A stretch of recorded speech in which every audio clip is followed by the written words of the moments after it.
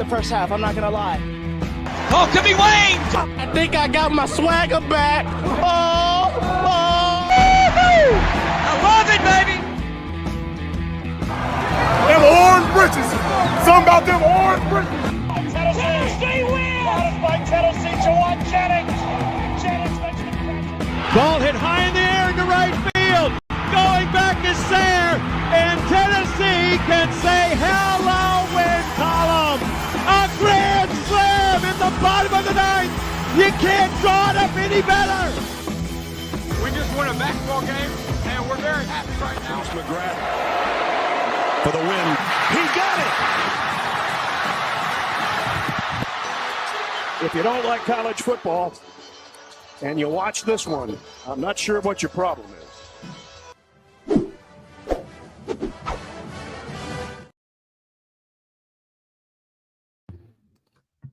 Reddit did to do, and welcome into More Important Issues. It is Sunday, October 20th. It is the fourth Sunday of the month. My voice is gone. My hands are hurting. They were a little red this morning for good reason. I texted you this as we prepared for this show earlier today. We talked about it last week when it wasn't the prettiest of victories. It's never a bad day to beat Alabama.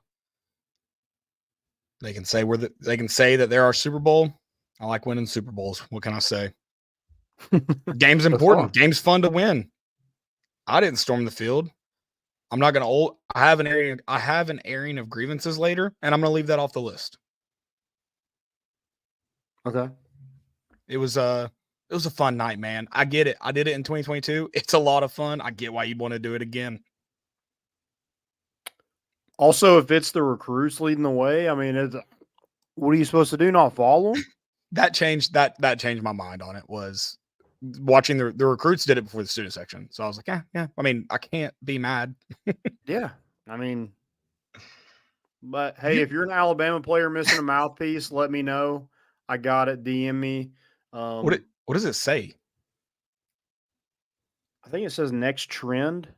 Oh, okay. Do you think it's an Alabama player? It was on their sideline, so I assume. Oh, okay. Yes. I hadn't finished my rewatch, but I was trying to find like a baby blue mouthpiece. I knew you. Yeah, I was doing that today too. It's actually Kalen DeBoer's Bicky. When he gets done yelling at the refs and he doesn't get his way, he just puts that in. Okay, yeah. That's what Nick Saban makes him use, like when he's like when they're having a conversation, he's like, "Hey, wear this. Do not say a word." It's talking about because I don't think Kalen DeBoer is necessarily crazy. Like I was just being a jerk there, but obviously everyone's seen the fake injury that Alabama, their coach actually shoved someone from the sideline to the field. At least it was a contact injury, right? That's a good point. Yeah, I took a shot. Matt Austin said, I don't know if you saw it on the rewatch. Matt Austin said that they should have been allowed to substitute, even though it was a change of possession, first play of the possession. I don't see how that could be interpreted as a substitution. Have you heard that? I guess I don't know the rules in and out. I know you're similar to me. You know the rules really well, but don't know the rules in and out necessarily. Mm-hmm. Would you have you seen that? And then have you watched that play back? Have you gotten to that point in your rewatch? Like when I first saw it, I didn't think that. I think it should be it should be illegal because you can't just throw like a player on at any time, right? Offensively, I mean, you could defensively as long as the other player's off. As long as the player enters the field of play, this is my understanding again. As long as the player entering play does so before the snap, it's legal, no matter where they're out on the field. And then the player exiting the field leaves the field before the snap. Mm-hmm. Defensively, you can't. Offensively, it is technically legal. But the defense has to have the opportunity to substitute. Yeah, I thought they were going to take away the flag, honestly. I don't see how they flagged him for it because we didn't get the playoff before he went down for an injury. No.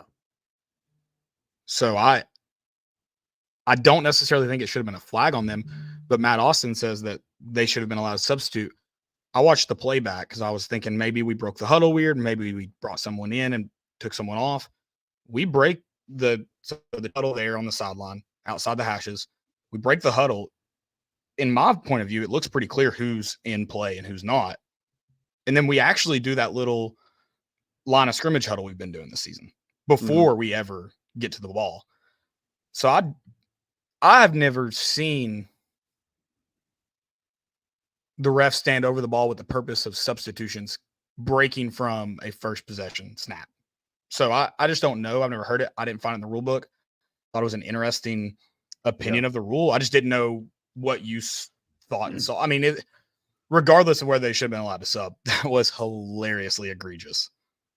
Yeah, I thought that was crazy, but I do think like at some point, like that probably has to be a flag. Like you can't.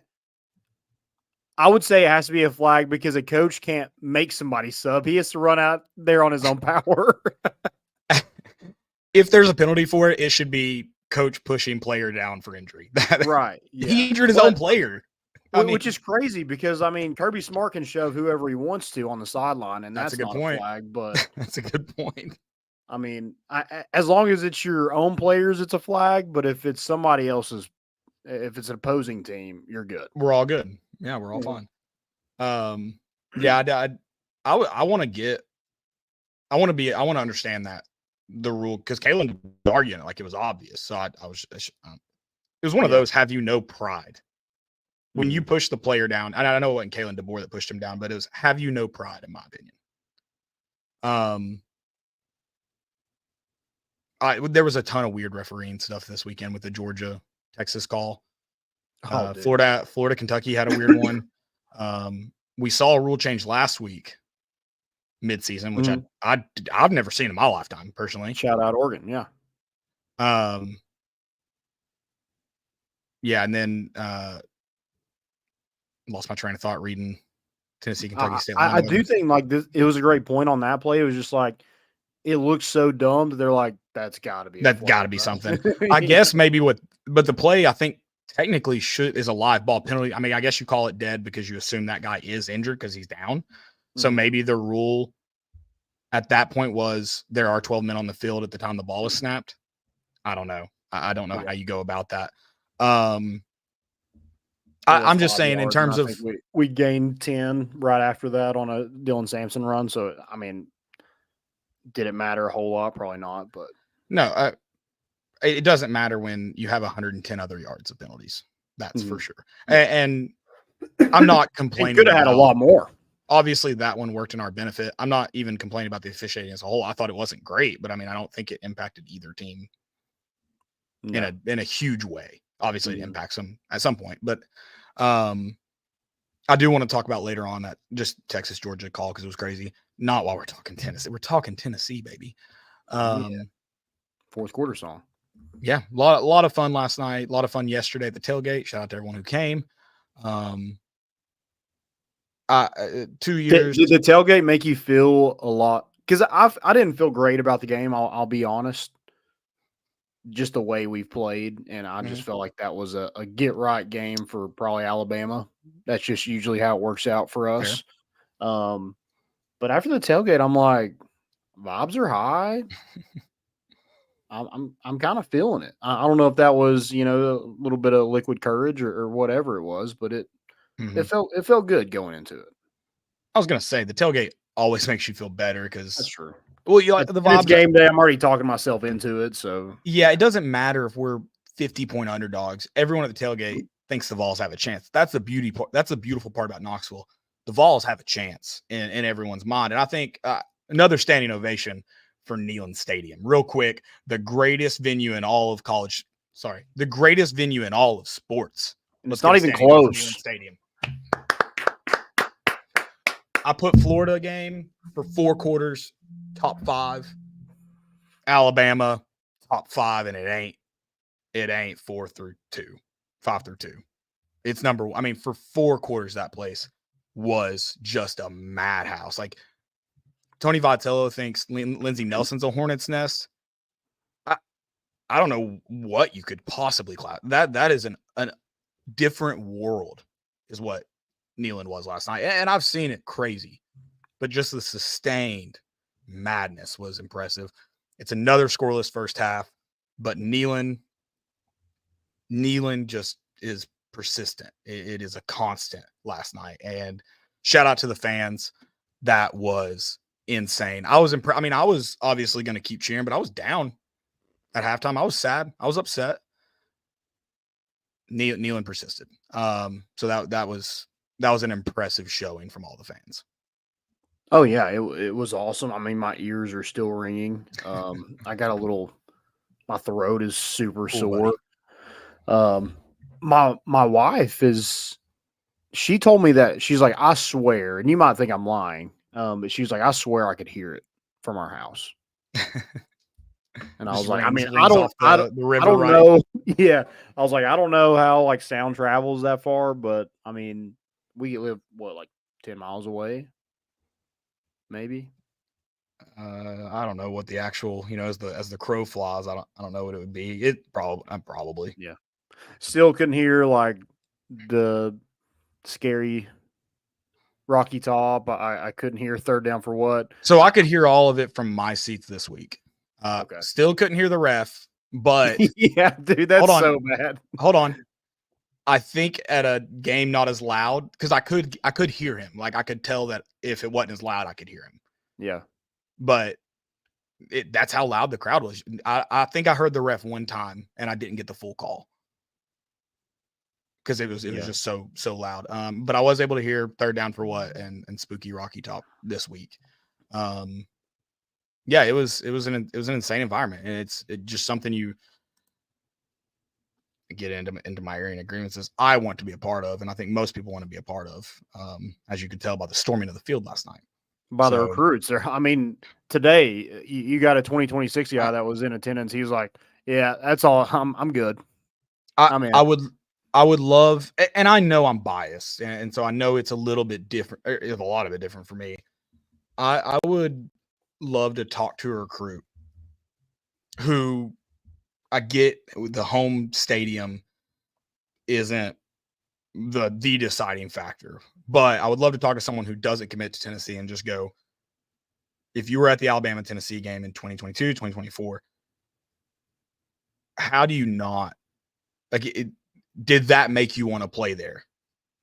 Because even if you don't come to Tennessee, because there's so many decisions that go into where you go to school at.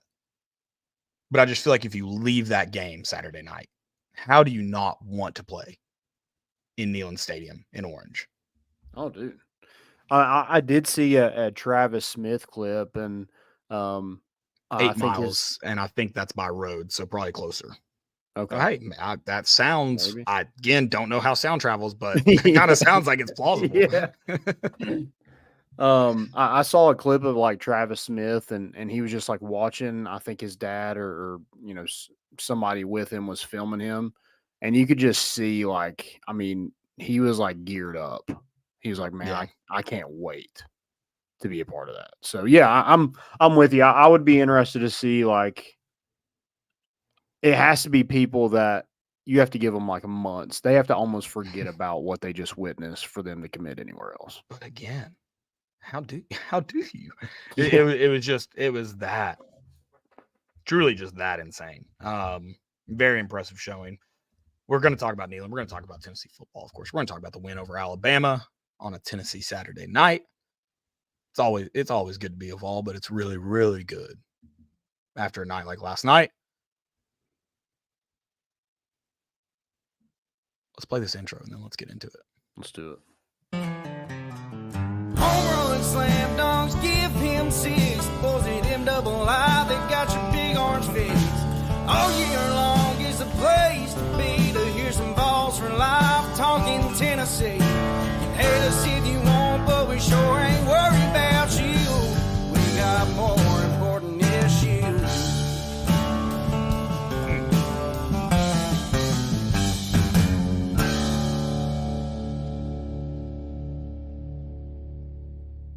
Speaking of things that how do you not love?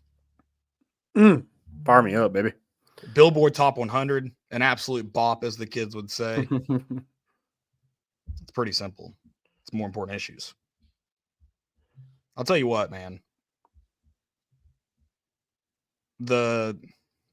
You talked about how did I feel going into the game. So we're getting right into the Alabama game, kind of full. Obviously, we've talked about it, but full diving in here. You're talking about how did I feel going into that game? And I think I was close to being right, but not close enough. I really felt as if Tennessee's offense was so close to clicking against Florida. The moments were there. It was overthrows. It was drop passes.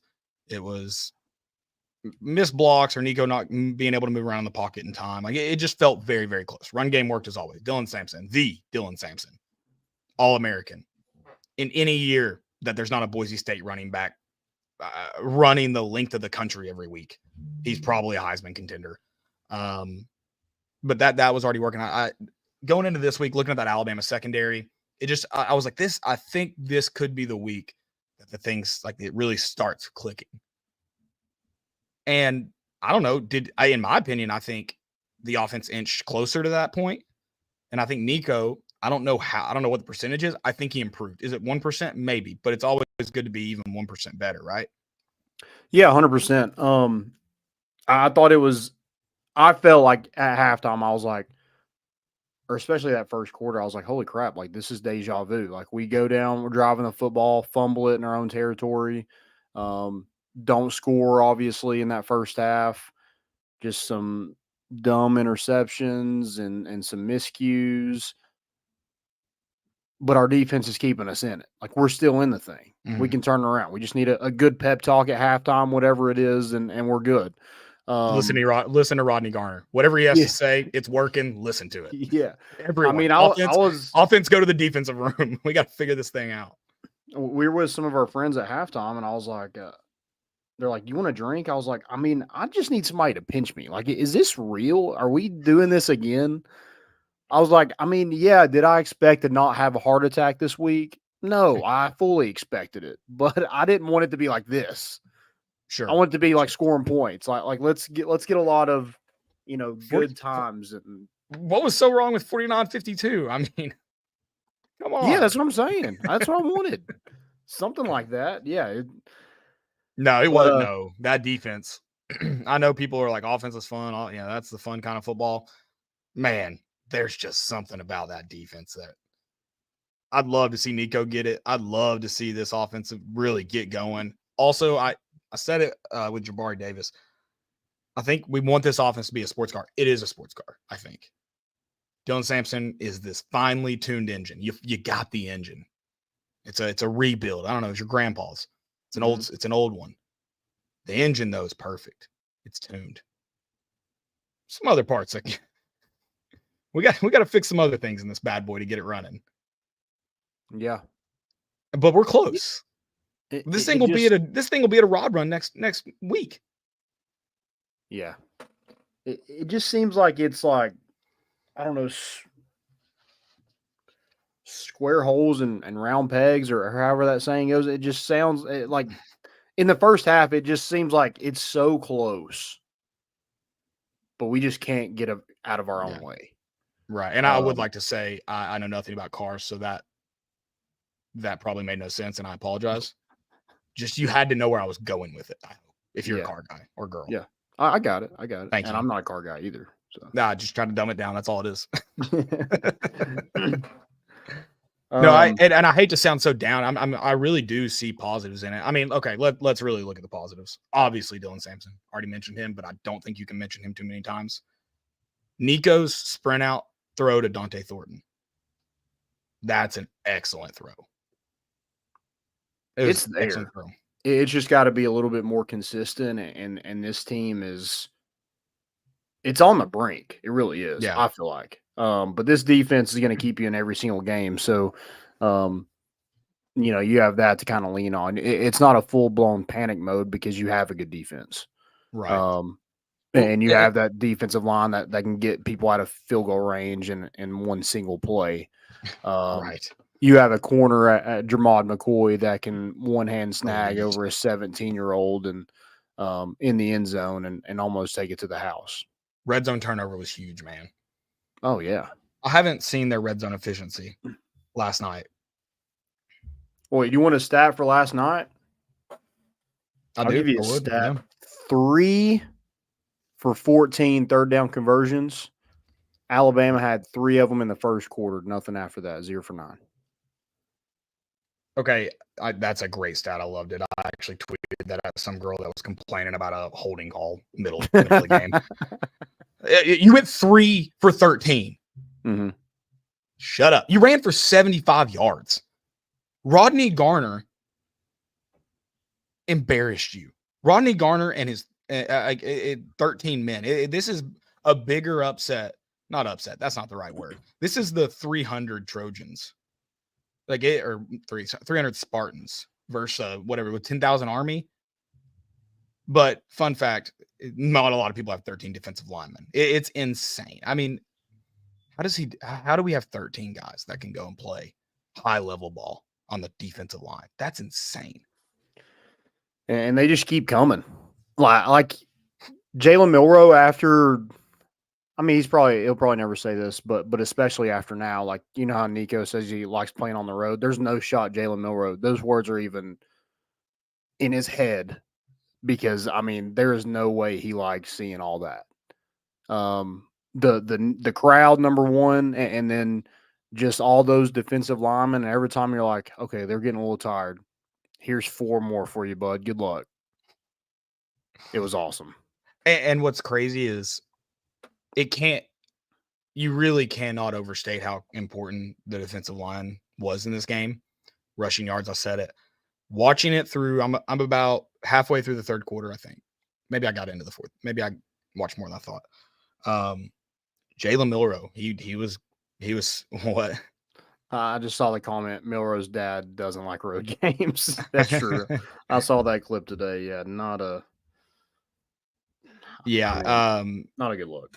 Right. But Milroe in the pocket was fine. Still had some missed throws. Him on the run was atrocious. He could not throw on the run.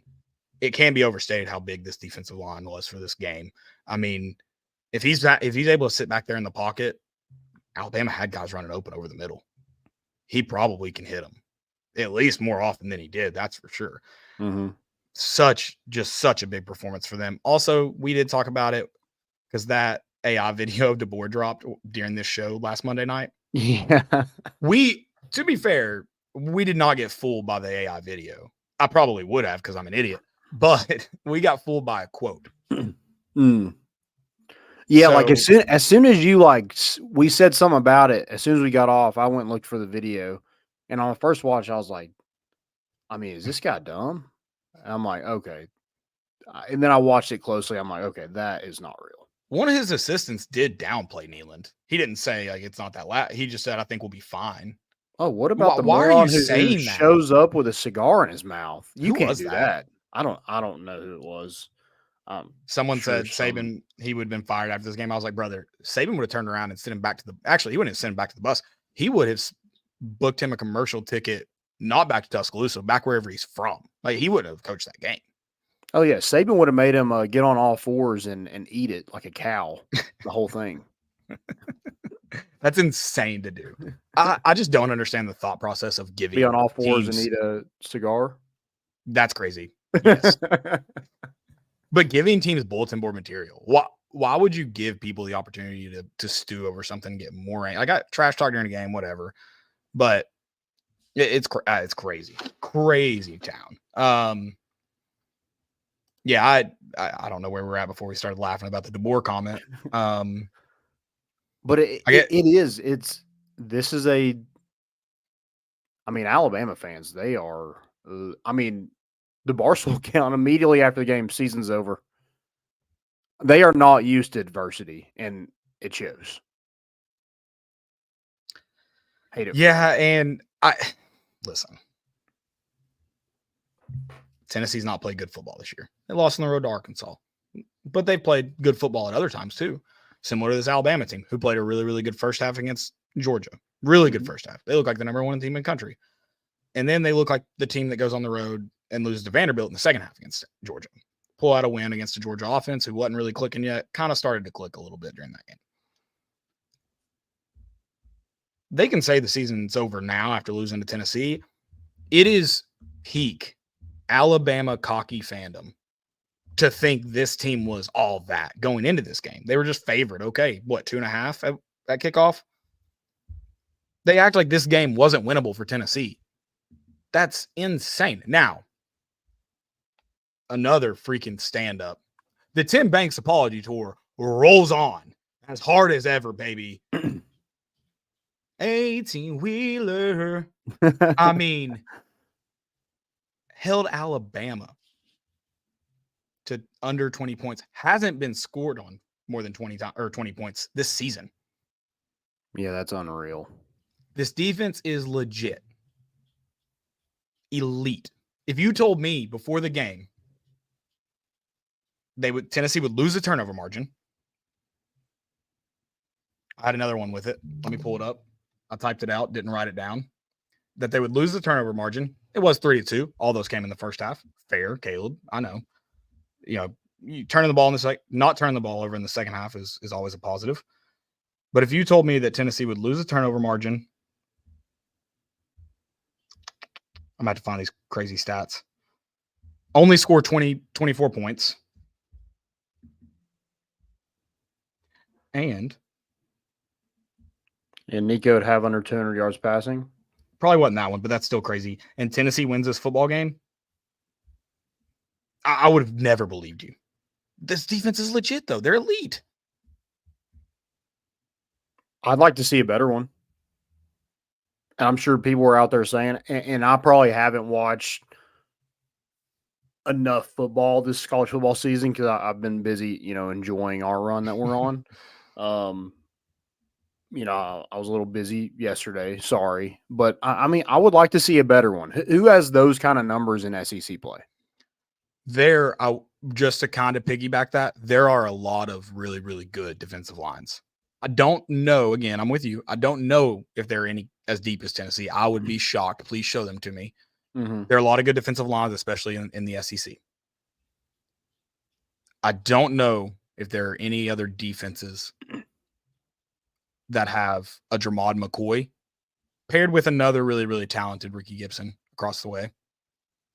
And then anchored in the back end by one Sir William Brooks. Is it Jonathan William Brooks? Is that who? Even better. Even better. If he's a middle name guy, sign me up. Landon, I knew how good he played. I forgot he was the one who made that shoestring tackle on Jalen Milroe. Oh, I was full blown surrender Cobra when I saw it open up like that. And the man made a play, and he made what's really impressive is he made a lot of plays with line of scrimmage Saturday. He was also just really, really good. Robert William Brooks. He's a middle name guy. Sir Robert William Brooks. And just to kind of key you guys in here, they aren't going to give Will Brooks a scholarship. It's not going to happen at this point. All right, hate it for the kid. He deserves it. But we're going to give him something. And unfortunately, it's not NIL money because we have none. We are going to knight him. We have that power. Boom. Vested by us. And he is now and forever. If he needs an extra mouthpiece. Yes, we can't do that.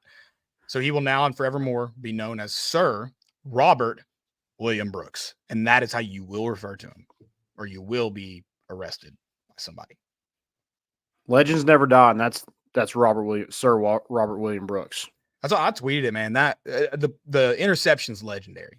It is a hero play, and it sucks that it's going to overshadow just an entire heroic game from him that was led off by him making that shoestring tackle on Jalen Milroe. Thank you, Devin Arnold, for the correction. It is appreciated. And yes, how can he not be your player of the game? Only if you choose Dylan Sampson will I accept that. You know what is my favorite fact about Will Brooks? Is he's superstitious. He wears the same pair of socks for every game. Does he wash them? I don't know. It doesn't say I kind that. of hope so. Maybe we can get him on the show. Maybe we can ask him. We can knight him on the show. officially. We're knighting him now, but we can officially do the whole ceremony. Yeah. I'm in. Perfect. We'll make it happen. Yeah. We'll try. I'm kind of all over the place. So I'm like trying to pick up what I haven't said. Well, he's just always like, and I think I read like a article about him and how he got to Tennessee, from Birmingham, Alabama. So that just makes it even sweeter. All-American in lacrosse. Yep. Also, has always hated Alabama. He grew up an Auburn fan, so he's always hated Alabama. So it just made it a little bit. I mean, it'd be cool if like he grew up, liking the Tide, whatever. But growing up, just always hating Alabama, no matter what, kind of gives a little edge to him a little bit. And now he gets to smoke a cigar in their defeat. He's done it twice. How many Tennessee players in the last 20 years can say that? Not a lot. And I'll answer this question from Ronnie. What was the bigger play by Brooks? It's the touchdown saving tackle. I think the INT, special. Very, very special. Very cool. The way that Tennessee defense is playing, I don't see Alabama marching down to tie that up. So that was just a kind of icing on the cake. Sweet. Kid from Alabama seals the deal. Sure. I think the touchdown saving tackle that early, that was the bigger play in my opinion. Yeah. Comes up in the first quarter and tackles Jalen Milroe, I think on like a 1-yard loss. Just a phenomenal game from him. And he's just a guy, he's not going to like overpower you with, all the one-handed grab from Jermod McCoy. Like, I just don't see a lot of that, but also, I mean, he's always in the right spot. He's just always there. He's a gamer. So that's kind of my talking about how this offense, I think, is close to clicking. Will Brooks, I think, could get better on the back end. He always seems to be there, but he always seems to not always. That's not the right word, but he seems like he often doesn't necessarily want to make a play on the ball. He just wants to make sure the guy goes down. And that's great. That's a great mindset to have. Like, hey, I'm the last guy. He's not going to get past me. But there's a lot of times where he's there, and I'm like, man, if he plays that ball, it's broken up. If he plays that ball, he has a chance at an interception. So I think he's a guy who there's few plays that I'm like, if you just trust yourself that you're going to get there, I think you make an even bigger play. I don't know because like you said, he's always in the right spot. So I don't know if you saw, there was one play. It was like probably a dig route. It was a deep dig route, deep in. And he hits the guy as soon as he catches it. I can't remember who it was. And I'm thinking, man, you saw it. You had it. Trust what you see and go. I think he makes that interception. Mm-hmm. But he limits the gain. He does what safety is tasked to do often with, and it's nothing behind you. So I'm not complaining, but I'm excited that I think there's still room where he can get better on the back end. Yeah. And I think confidence helps that a ton. Like you can trust you see it, trust your eyes. Always. He did get injured by that offensive tackle flying in. He kicked him or kneed him, dude. That's right. How is that not unnecessary roughness or like something? Yeah. I hate that. I hate the offensive linemen do that. That's a dirty play. Yeah. Well, it's another Alabama offensive line got after that guy. He was like, dude, don't do that. He could have injured his own player. If he misses McCoy, he could have gone helmet to helmet with his own player. Yeah. Yeah. Is that targeting? If you hit your own player? It's a flag for Alabama. We got to be safe. What a game from Will Brooks. I mean, like some of the biggest plays this season, you look back and Will Brooks has been a part of that. It's, obviously last night, that shoestring tackle, the NC State game, he has that pick six. I mean, just seems to be always around the football. And going back to 2022, he was the guy who recovered that kickoff on the first play of the game. So, that's a good point. I mean, dude is a magnet for the football. So I love him at safety. I know that he probably heard a lot of stuff on social media about, people not wanting him to play. I think it wasn't anything to Will Brooks. I think it was more of like, hey guys, walk on at safety, probably not a good look for recruiting. And he's white. Yeah. Playing safe. It's like in the SEC with with guys that are going to be in the NFL that you're playing up against. So, listen, I'll be the first one to say I was not excited when it looked like he was going to be the starter. Sure. And yeah, me too. I was wrong. Robert William Brooks was right. Listen, sir, we got to finish the Tim Banks apology tour, which, by the way, I'm leading it. I've been a Banks believer. One of my friends pointed that out today. They said, you've always said Tim Banks is good. You've always been more than complimentary of his defensive calls and his defense. And I have. I've also criticized him at times, but I'll lead the tour. He deserves it. So once we wrap that up, sir, Robert William Brooks, you're next. And it might be bigger and better than ever. Eras tour? Redemption tour. Sir Robert William Brooks. That's the next biggest thing. We're going to Tokyo, baby. Will Brooks, you lead us to that national championship. You think that, you're going to be the Tony Vitello throwing up a Miller Lite and a Maserati. You just wait. We got something for you. We can't promise that, but we did get Billy Miller here of Grade A Grounds. We can get you some Volsicle. If you're into coffee, we can make it happen. There you go. That is close, if not better than Maserati, some are saying. Mm-hmm. We got you. Yeah. We'll take care of you. The Volsicle is like free. Like at Maserati, you're probably going to have to do maintenance on that, and we can't cover that. So that's out of your pocket. True. We're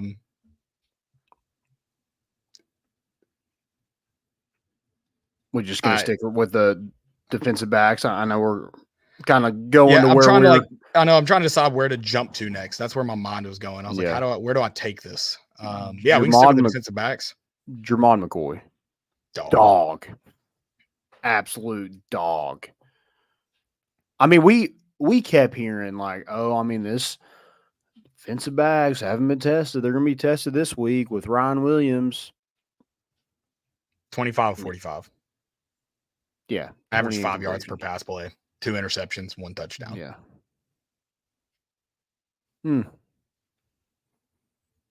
They're pretty good.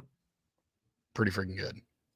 I mean, let's put some respect on. Hey, we're going to put some respect on this defensive line and the depth. I think we need to put some respect on the defense as a whole. Sure. And listen, I think talking about the defensive backs and their pass coverage, I also want to give a shout out to, and it may have been more, it may have been more than just Jeremiah Thielander, but I noticed he was tasked with it a lot. They love putting Justice Haynes out wide. Loved it. Every time I noticed it, it was Thielander going with him. And he got one. He got a touchdown. That's it. He did not do much damage to him otherwise. 5 receptions for 34 yards. Or sorry, it was Ron Williams got the touchdown. It was a run play for Justice Haynes. Yeah. That's what it was. Yeah. And I get why Alabama is trying to do that. They're trying to get one of Tennessee's linebackers, who's a really good tackler, out. Yeah, and they're trying to run Milrow, which, I mean, I would probably do the same thing. But guess what? You still got Aaron Carter. You still got Will Brooks, who's coming up in run support. You kidding me? They still love got all throwing these to him. They love throwing to him, though. Yeah. Especially that screenplay, which they ran with Jam Miller one time, too. I think he was the one that caught that big screenplay that Boo Carter just overplayed his hand. Also, they undershotted our defense. I mean, they should have gotten 2 points themselves because that should have absolutely been a safety when Jalen Milrow is running in the end zone. We got tackled. He wrapped up, drove the hips. My man Jay Norman would have been proud. Yeah. Drove the hips. Yeah. That's insane that didn't get called. Form tackle. I mean, first you see James Pierce just get abused on the edge. Mm-hmm. And then Omar Norman Lott, I mean, like around the waist tackled. What was speaking of James Pierce, who again stand-up phenomenal game. Was it him playing on the left side the last snap? Sir Robert William Brooks's interception? Whoever it was, holy get off. I don't know how he wasn't called offsides. I would just think based on the amount of offsides calls we got that game. Is that the one where he got the sack? The one he got the sack? No. Okay. Oh man, it's all running together now. See, I haven't made it to that part. I I haven't rewatched the last play yet, or the last defensive play yet. Maybe it was the sack, but I thought it was the interception because I remember thinking he is going to die right here. The way that whoever it was got off. Let me see if I can get to it real quick because there's one where, I mean, I don't know if I think it probably could have been a flag for offsides. That's how quick. Yeah, it had to be that. Was. It had to be that one then. I was like, yeah. I mean, was it? Yeah, it was Pierce then. Yeah, dude, it was insane. And he ends up getting the sack. Yeah, I had to do that play. All run together. While we're talking about that, I'm asking for clarification. The one I saw today, I think it was Dominic Bailey. I guess he's lined up in the neutral zone, which should be offsides anyways, but they say it's because he twitched. He twitches. You're not gonna be able to see it. He comes up halfway out of his stance. Right tackle jumps, and we get called offsides for that.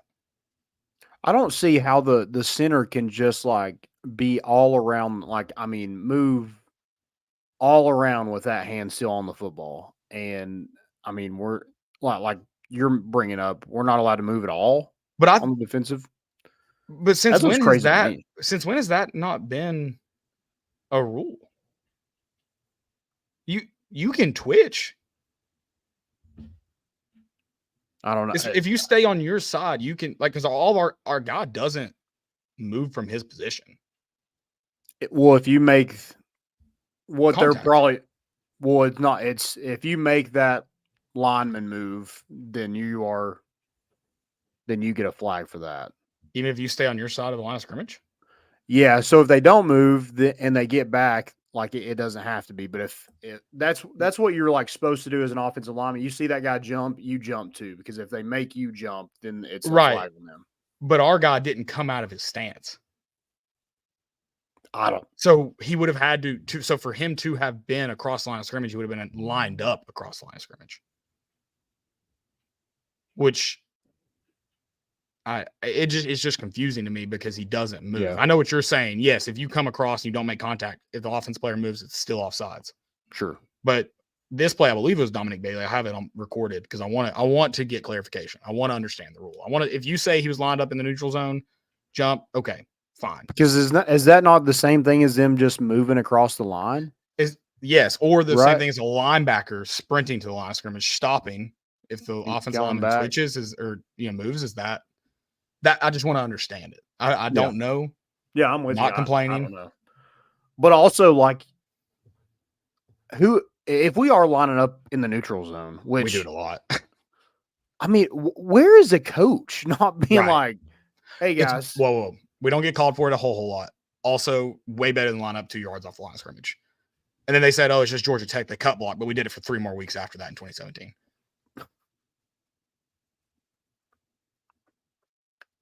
That's true. I'd rather be closer to the football, but also we didn't say his name, but Ethan Cundiff, if you're listening, tweet it out. Restart the counter.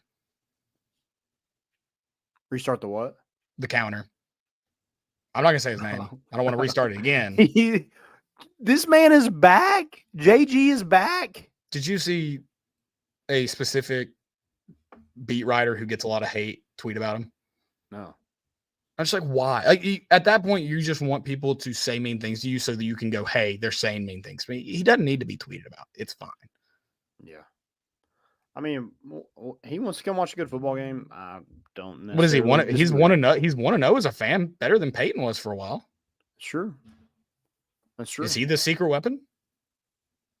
Yeah. Let's start that rumor.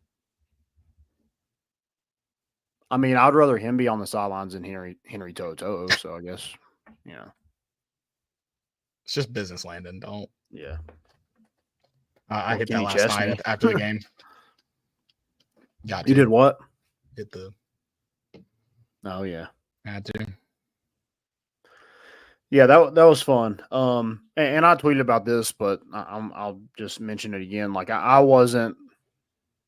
I didn't have the urge to go down on the field because it was delayed. It wasn't as soon as the game was over, everybody started coming. I feel like there were some people that went, and then it was just oh, they're on the field. Why can't I do that? That looks fun. Yeah. Shout out to the PA announcer. He tried. Oh, He yeah. said it a couple times. Well, my dad was like, "Hey, they're telling us we can't do that." I was like, "I've done this before. Okay, I know how this works." What are they going to do? Lock us in here? That makes me kind of wish like your dad had come over the wall and just got thrown in handcuffs, and you're like, I mean, yeah, that would have been sick. I don't actually wish that just for anyone that's like Caleb's a jerk, but knowing that he said that kind of would have been funny. Yeah, I'm like, oh, yeah, well, we're good. He Somebody gets told me tased. today. Somebody told me today. They're like, "You're not a rule follower." I was like, "Yeah, I don't like enjoy them." Just like the signs that say for this like store parking only in a shopping mall. That's the dumbest thing I've ever heard. Are you gonna monitor that? So we went, and it was because he didn't get to go in 2022. He has bad knees. He's getting older. But I was like, dude, I'm helping you over that wall if you really want to go. He's like, let's go. I was like, oh, we're in. I saw Xander past him. Saw the rest of the baseball team. But yeah, got to sit on the bench and take a few picks. And I was not in the end zone scooping up the turf. Okay. I didn't do any of that. I did get a little thing of grass, ate it up a little bit. Tastes like fertilizer, so I spit it back out. Oh, you got to swallow. Yeah. No, that's awesome. I got to the tailgate and I didn't expect you to be there. I knew you'd be on the field. I'm sorry, I just had this feeling that you'd be down there. Yeah, I did expect Tracy to be there. But I'm really excited that's really cool that he did that, and because 2022 was awesome and special, but I get it. Getting on the field is really fun and cool, especially after winning over Alabama. So I'm not gonna also complain about it. Can we just agree though? Like, we can talk 17 years from now if anything like that occurs, but for now, can we just leave the goalpost alone? Yeah, I didn't really understand that. I think that was a thing like, oh, those people didn't get to do it. Let's do it now. It also, though, to be fair, it is fun to tear down a goalpost. It is a lot of fun. Yeah. Vandalism's awesome. Clip that. Why don't we just get the breakaway ones that everyone has now? Yeah, or why don't we? Yeah, they just like put them down. Is that what they do? Yeah, that's what they did at Arkansas, didn't they? Yes. Yeah. Which that's another thing though too. Tennessee, I guess, can be the administration and stuff can be upset about the goalpost coming down, but I'm watching it, and for the first like 15 minutes, I mean, Dixieland Delight finished before the goalpost came down, or was about to finish, which isn't a 15-minute song, but it felt like a long time. And I'm looking at the north end zone goalpost, and they were not defending that at all. In 2022, I mean, they pulled at least 5 people down from the south end zone goalpost before they finally got it down. Yeah. Then I saw a video of the south taser somebody. Yeah, let them ride the lightning, baby. Yeah, you gotta, make somebody an example if you want to be fair. People away. That I'm usually scared of stuff like that, and they said in 2022 when I was approaching not the standing goalpost, but the goalpost that had already come down, that they were tasing people that were going to the goalpost, and I turned around and said, "Start videotaping. This would be awesome, just in case I got tased." So, I mean, that would be a great story. It would suck in the moment, but it would be awesome like later on. I think my those people, like, not that I was even close to on meth, but those videos of people on meth getting tased. I think my adrenaline is probably pretty close to meth adrenaline after that game. So it was like the hangover. It's like, oh, the bigger guys takes a second one. I end up with like 6 cops tasers in me. Like acupuncture at that point. I'm glad. I hope everybody had fun. Glad they had fun. If you listen, I take grass with you. It's awesome. There's some right behind me. Quit cutting out entire pieces. Like, are you trying to grow your front lawn? Chill. Yeah. It's insane. Yeah, that is one thing I will protest. Yeah, that's unreal. I wonder if anybody got the DJ booth again. I don't know. Some frat guys were taking the opposing or the phone on the sideline when I saw that. Or I guess you told me that. Yeah. Yeah. Like I don't.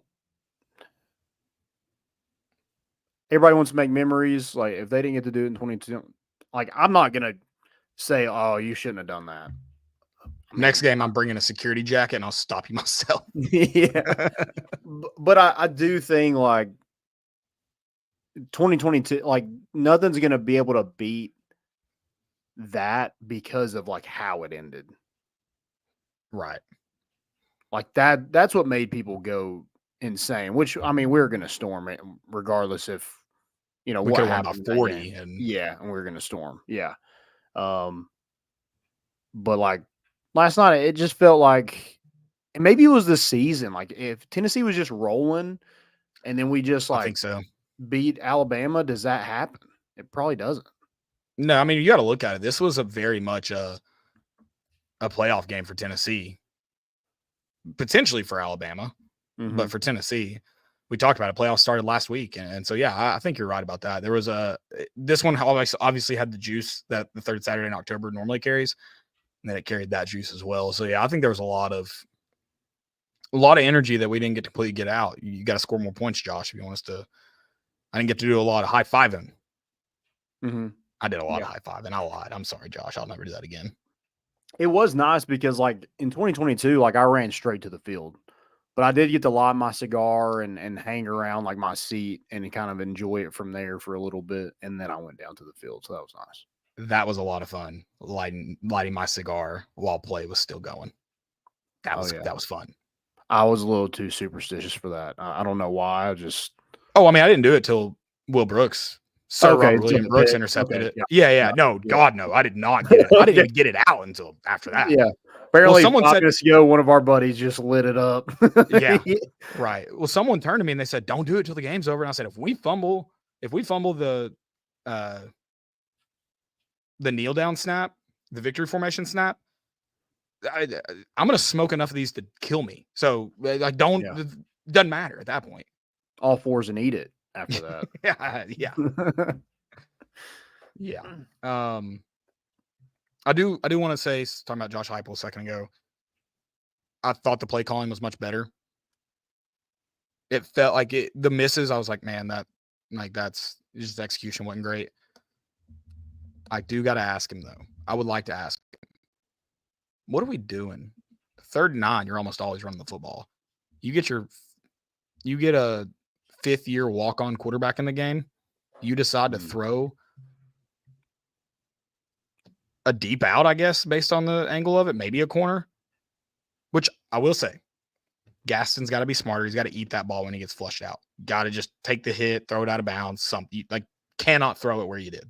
It's on him at the end of the day. But the play call is, what were we thinking? Yeah. Did you see the conspiracy theory with that? To prove that Nico's the guy or whatever?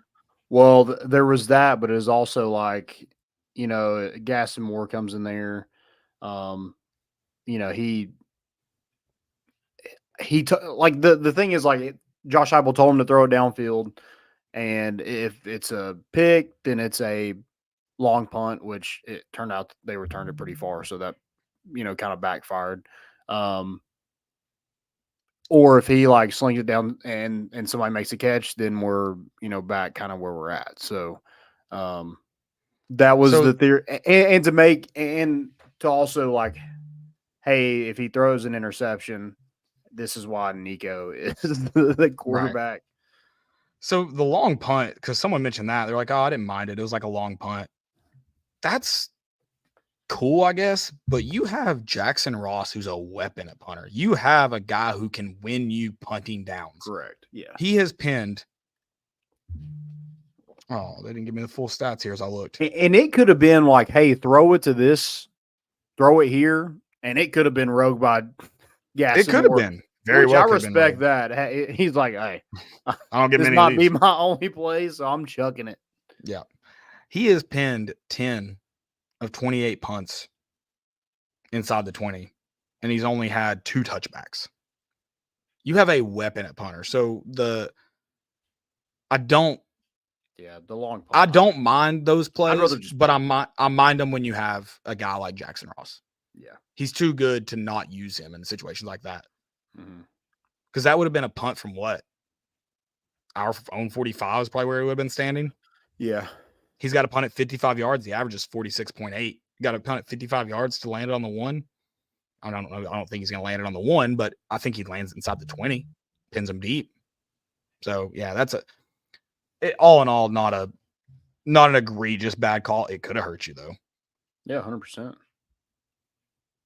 But yeah, I thought the play call it felt more in rhythm, even when Tennessee was out of rhythm. And looking at if we want to talk conspiracies, I'm not going to start it, but I want to mention the very first drive, third play of the game, Dylan Sampson's fumble.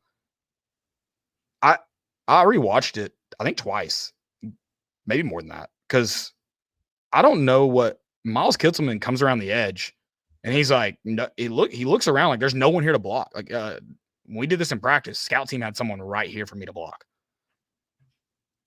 I don't know what was going on. Have you rewatched that play yet? No. Well, I just watched. I didn't really watch I did see it, but didn't really watch it in close eye. So he's still moving a little bit slowly, but he kind of looks around. I don't know why you don't just go block the next guy you see. I don't know what happened there. And then it's funny that you bring this up because it's showing right here on ESPN.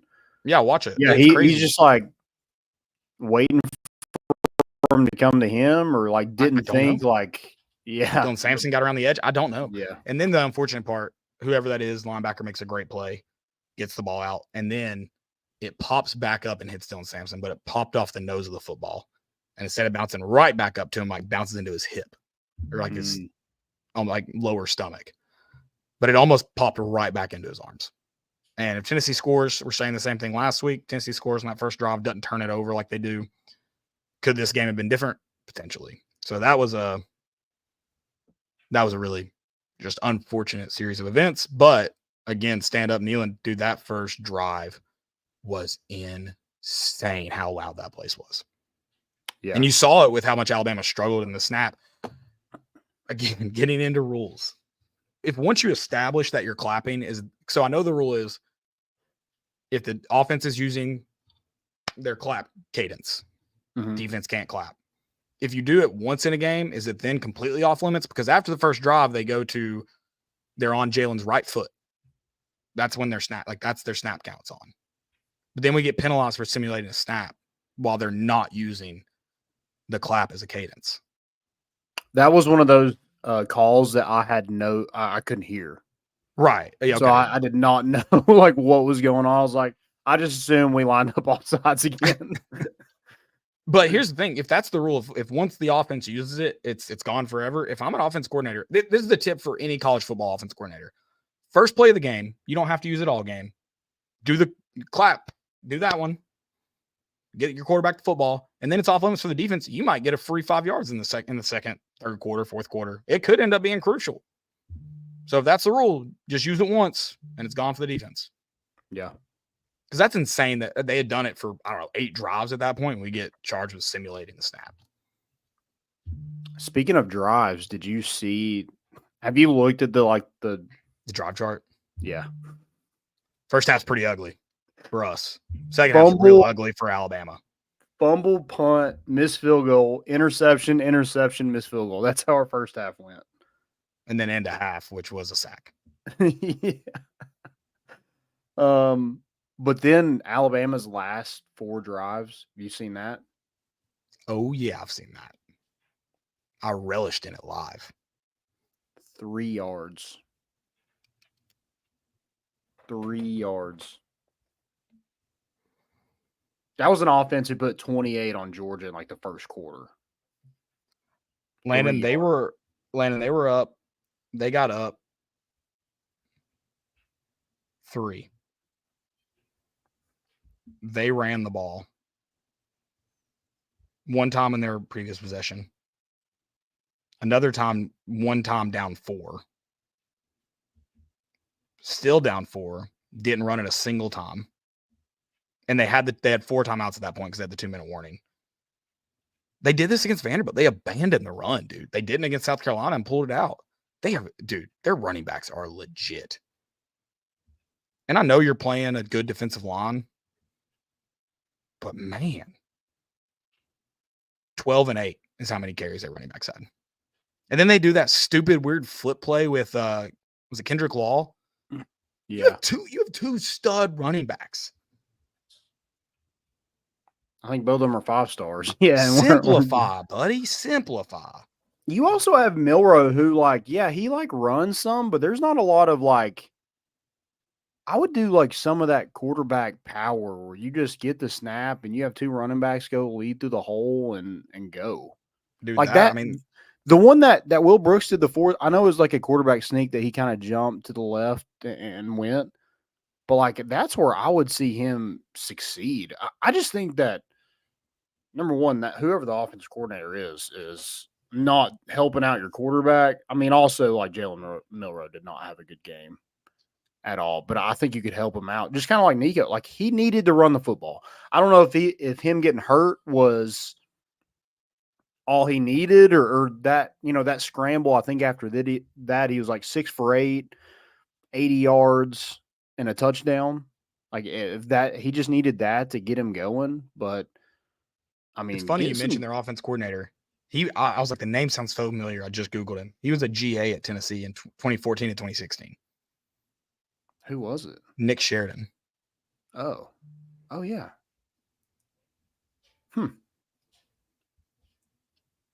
Yeah, I mean, not a good look by them. No. And like you knew every play. I know they had some other guys get some receptions, but every play they were looking to go to Ryan Williams. Like that was Jalen Milrow's first look every single time. Where's he at? I do like one buddy said that Alabama fans were just really upset after the loss, and they were, or I guess during the game, really just upset with how bad they were playing. And they're like, I mean, why can they not do this right, this right, this right? And he was like, I mean, have you heard this crowd? Like they can't hear and communicate anything. No. Like of course they're struggling to get lined up. Of course they're struggling to find each other. Like it's crazy. Which that's another thing. DeBoer didn't say that. That was AI. Couldn't do it against Vanderbilt, and they have like half a stadium right now. Right. But DeBoer didn't say that. That was AI. But I don't know if DeBoer did understand how loud that place would be. They were the entire game. They were communicating. Like Milrow was having to go to every single offensive lineman to communicate. You don't have anything you can do. I mean, you're shaving critical seconds off the game clock and play clock doing that. Yeah. There wasn't, I mean, it had to be 90% of snaps that was happening. Well, their last touchdown, I mean, they moved the ball pretty easily down the field. Mm-hmm. And then after that, I don't know what adjustment was made or if there was a personnel change or whatever it was, but that was it. Right. Like, I hope you got it out now because you ain't getting any more. We blitz all night, whatever it was. Like, there was something that clicked after that because it was we scored and they immediately went down and scored in like 6 plays. Yep. And then they couldn't move the football after that. I mean, that defense just bowed up like they do. I mean, it's one of those, and an offense like that's going to get their due. Mm-hmm. Jalen Milrow is going to get his due. Ryan Williams is going to get, they're going to get what they get because they're that good. It's impossible to completely stop them. But you held that team. What was their season average going into that game? It had to be more than 30. Yeah. It had to be well over 30. They've only been held under 30 one time against South Carolina. They're going to get their due. And you held them to 17 points. And then read off their last drive or their last 3 or 4 drive chart for us, please. One more time. Just let's really let it set in. Let me read that real quick. Oh, I do. Okay. Gotcha. All right, let's go. They got touchdown. No, don't start there. Well, that's where the starting point is. Punt. 3 plays, 4 yards. Punt, 3 plays, -2 yards. Turnover on downs, 4 plays, 1 yard. 1 play, INT, Sir Robert William Brooks. Everyone, comment in the chat, turn to your neighbor, something, and say, I'm sorry, Tim Banks. Say it right now. I'm sorry, Tim Banks. And you may be saying, Caleb, I've never said a mean word about him. You listen. You thought it. We don't care. If you didn't I'm say sorry, it, Tim Banks. Yeah. And then you go and thank the good Lord that he brought the University of Tennessee Rodney Garner. Fell into our lap. Golly, brother. Do what? Fell into our lap. Yeah. Yeah. And when is Dylan Sampson going to get national credit? Dude, why is he not being talked about on SportsCenter for an hour every Saturday morning? I mean, it should be just his second halves alone the last 3 weeks. Honestly, You've seen that's all those? he's really got. I mean, he couldn't have had more than, 50 yards in the first half? The last 3 weeks in the first half, he's had 21 carries for 68 yards. In the second half, 54 carries, 323 yards, and 7 touchdowns. Oh, God, he's so good, man. What? And he is 1 touchdown away from tying the school record for touchdowns in a season. We are in game 8. Does he have 18 now? Or he has 17. So he will tie the school record at 18. Gotcha. Yeah. And then he will own it by himself. Probably against Kentucky. Sorry, Kentucky. That's crazy. No, he will. I mean, are you kidding me? And I don't know what. Also, I mean, if we're gonna do a standing of, if we're gonna do another one, how about the answer the bell for that offensive line? I said it. They didn't play perfect. It's so hard to get a clean pocket in the SEC. I mean, often, let alone every play.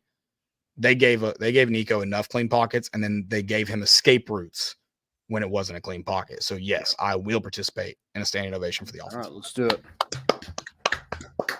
And it was a really tough first half. They struggled at times. They couldn't really get the run game going in the first half, but man, they kind of just kept chipping away, and took care of business in the second half.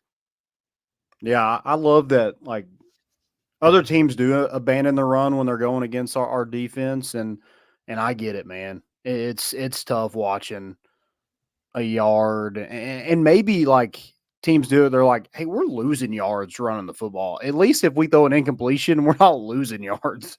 So I get it. But Tennessee they stick with it, man. They know who their horse in the stable is, and that's Dylan Sampson, and they're gonna keep riding him until he can't go no more. And he just, as the game goes on, just gets better and better. And then you have that, few drives in there where they throw Deshaun Bishop in there, and they're like, who's this freaking bowling ball that just runs straight into everyone and bounces off and picks up first downs? There was a drive, I can't remember what drive it was, but Deshaun Bishop picks up 3 third down conversions, really 2, but he would have picked up the third one on like a 3rd and 10, but they throw a holding call on Chris Brazzell that was absolute horse shit. I haven't watched that yet, so I can't remember. That means that's where I'm at in the game. So I mean, as soon as Deshaun Bishop call passes, Brazzell does this. Let's go. Yeah. And the guy falls down like, oh God. Which should even probably tell you even more so it's not holding if he was able to fall down. Exactly. It's insane, dude. Yeah. But yeah, Dylan Sampson, GOAT. I mean, that dude is, you mentioned it. I mean, he would be he needs national attention. What he's doing in SEC play is unreal. And he gets some. I'm not saying, like, oh, they'd never talk about him. But it's a disservice not to be talking about him at length on Sunday mornings. At length. And I think it's even more impressive right now when, that's not the offensive way anymore in college football. Right. Like, that's what Ashton Genty, that's why he's so, special, is, you don't see this anymore. You're not seeing guys run the ball that many times and have that many yards and have that much success. Like, most people are doing 2-3 man rotations, and you don't get to see a whole lot of guys having those kind of stats and accolades. But yeah, Dylan Sampson deserves more. I don't know what it is, but he deserves more of whatever is out there for him to get. Do you want to hear something wild? I'm just looking up some SEC football leaders, just seeing where everybody's at while we talk about Dylan Sampson. Do you know who the second top scoring offense in the SEC is? Scoring offense? Mm-hmm.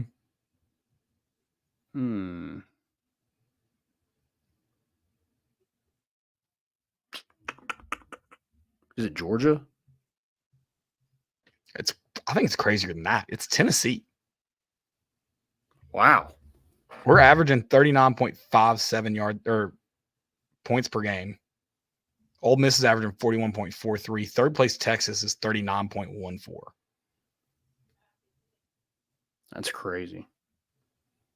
That is wild. We're third in scoring defense, which is mind-boggling. But it's crazy that, Ole Miss is second and Texas is first. That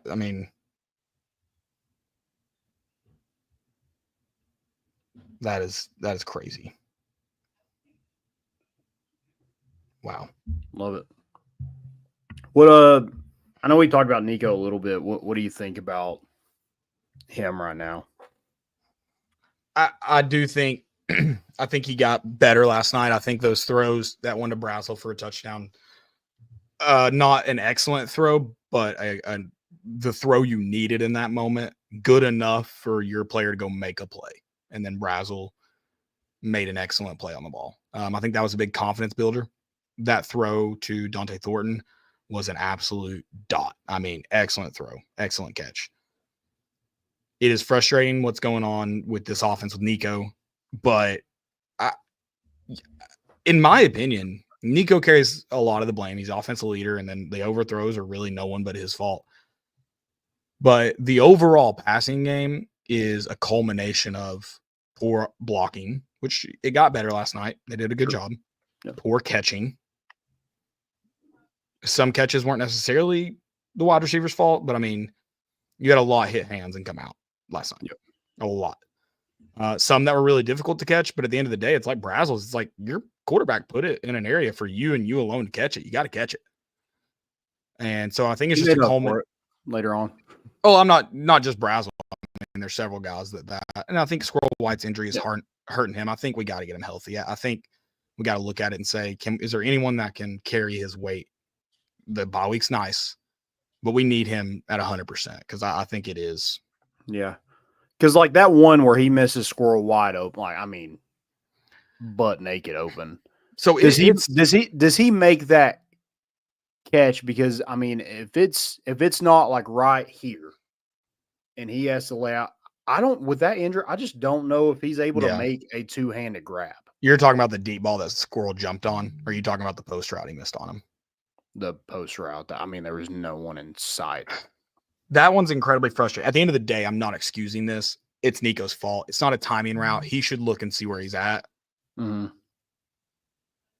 Did he think it was a skinny post? I don't know. Similar to the Nimrod one. Does he just not? He didn't look. Same thing with Nimrod. Nimrod might have ran the wrong route, but it's not a timing route. You got to see where your guy's at. He got it open. Yeah. And it's just where he threw it. I don't know what he did. The only thing I can think is had to think it was a skinny post that he was running and just never really looked. Yeah, that's one where you're like, oh my, that's gonna come back, isn't it? That's the one you're just at the end of the game. You're like, man, if we could have just hit on that, it's a totally different game. But I think he got better. I think maybe the confidence is building. I think hopefully he's healthy come Kentucky. But I think maybe that injury kind of maybe felt like he was really in the SEC now. Yeah. Maybe they ran him finally after he got injured. I guess they were like, nothing to lose now. Let's let him go. The next play, right? I think 2 plays later, yeah. Yeah. What are we doing? Well, and then he after that, he's like, okay, I can pick up some yards with my legs. And then he picks up one and runs over a safety, lowers his shoulder. I'm like, all right. Hey, whatever it takes. You just need to, put it, if he just needs to get hit once and then he's good. Hey, put him on kickoff or kickoff return. Let him let him just get it out of the way and let's go. Yeah. I like it. I I'm don't- with that. Maybe it's something that like he just can't start. I don't know. Whatever it is, it just seemed like it was a totally different confidence level from when he went out of the game and when he came back in. Yeah, I agree. But I think he's getting better. It's hard to remember because there's so many high expectations, but he is a red shirt. Like, I'm not saying he shouldn't be better at this point. I think he should. I think you've had enough time, but especially you had a year to sit behind him. But he is a red shirt freshman, and I think as a fan who, like, yeah, I really want to win this year and I really want to be in the playoff this year, I do have to remember, like, there's time for him. Like, he has time to progress. As long as you don't see regression, I think you should feel at least decent about it. And I think we're seeing progression from week to week. Yeah. And at the end of the day, he has wins over Florida and Alabama. I know a lot of that it has to do with the defense, but at the end of the day, If he's carrying the blame, he's got to carry some of the credit. yeah, you won football games. I think a lot like when people remember Casey Clausen, I mean, Iceman. Those are some dang good defenses too. Well, and you remember him why?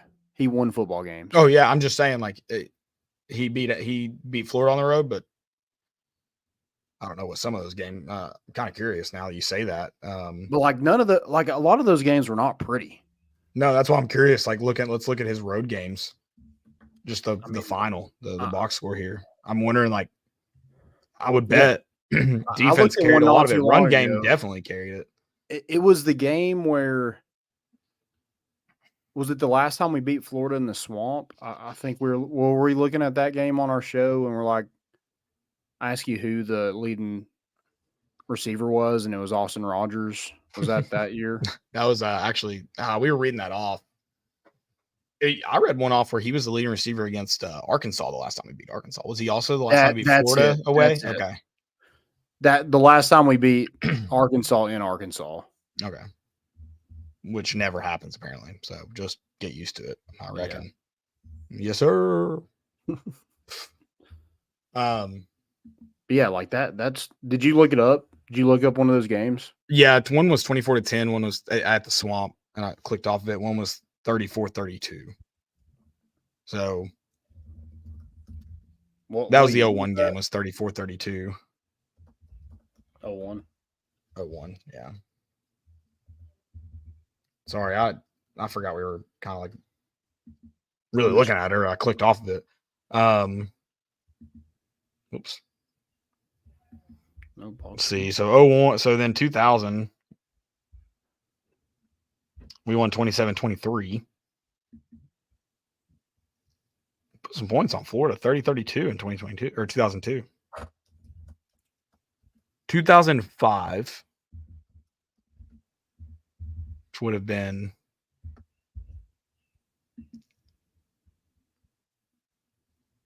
sorry. We didn't win that game. Florida did. It was 16-7. Ugh. Ooh, let's just look at it for funsies real quick. Let's look at this one. 2014, 10-9, Florida.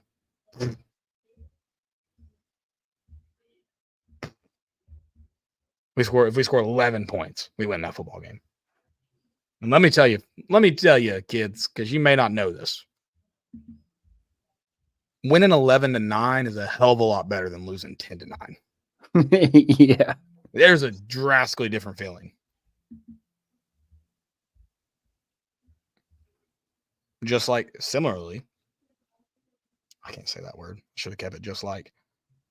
Winning 20-19 is a whole lot better, especially on the road at Arkansas where you never win. It's just, I don't know, Hotel Fayetteville is a lot better than winning or losing 19-14. Here we go. Here's the 2003 Casey Clausen. Tennessee won this game 24-10. Casey Clausen 12-23 for 235 yards, a touchdown, and an interception. That wasn't pretty. No. But I mean, that's all you're going to remember him by. You win football games, and Nico's winning football games right now. So it's hard for me to be like, oh, he should be doing this, or he could be doing this better. Sure, I think he knows that, but we're 6-1. Should be 7. I mean, should be 7-0. But if I'm willing to trade the Arkansas game on the road for a win over Florida and Alabama every day. Yeah. Okay. So I was about to mention that, and I mean, yeah, sure. I guess we have to have that conversation. Sure.